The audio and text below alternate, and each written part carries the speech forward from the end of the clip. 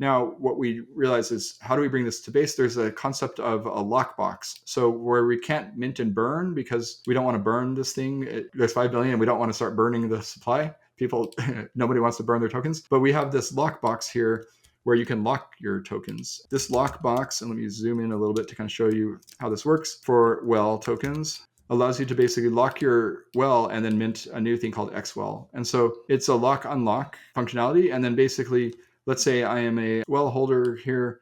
Now, XWell is the multi-chain token, the XERC20 token that is a new token that exists on all three networks, Base, OP Mainnet, and Moonbeam. And then basically at that point, so now I have XWell, and that can transfer between networks. So XWell on Moonbeam to XWell on Base. So basically, this goes across, there's a number of bridge adapters. We started with Wormhole and Axelar.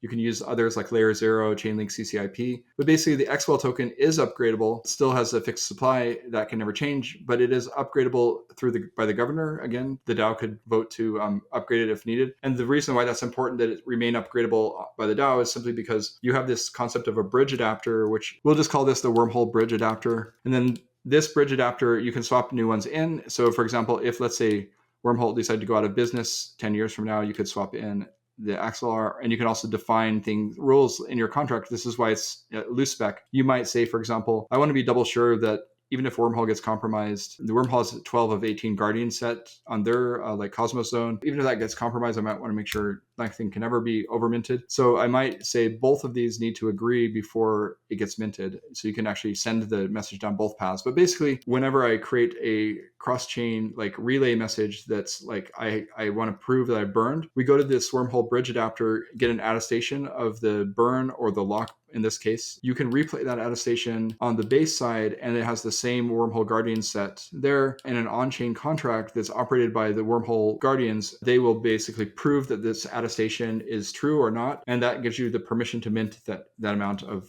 tokens. And that attestation itself has the quantity of the tokens minted, the source chain ID, meaning Moonbeam, the destination chain ID 8453 of Base. And that's sort of who the minter was, all that metadata. And it's basically just a signed attestation, cryptographically signed by the Wormhole Guardians, by 12 of 18 independent node operators that agree that, hey, this did happen. This 100 well tokens was burned here and is now minted on Base.